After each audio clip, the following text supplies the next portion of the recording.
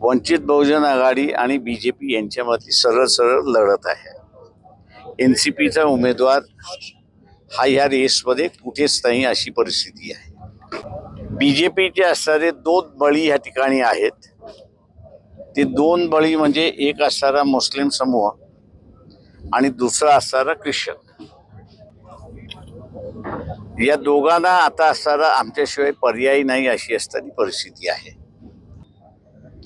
आणि आम्ही असं मानतोय त्या ठिकाणी की पैशाचा प्रभाव जर पडला नाही तर आम्ही 50% मतदान तरी त्याच्यातला उचलू अशी असणारी परिस्थिती आहे.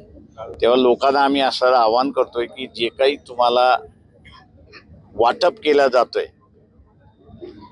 ते एका जेवणापुरतं तुमच्या कुटुंबाला लागणारं एका जेवणापुरतं तरी ते पैसे पुरतात का याचा विचार करा आणि मतदान करा.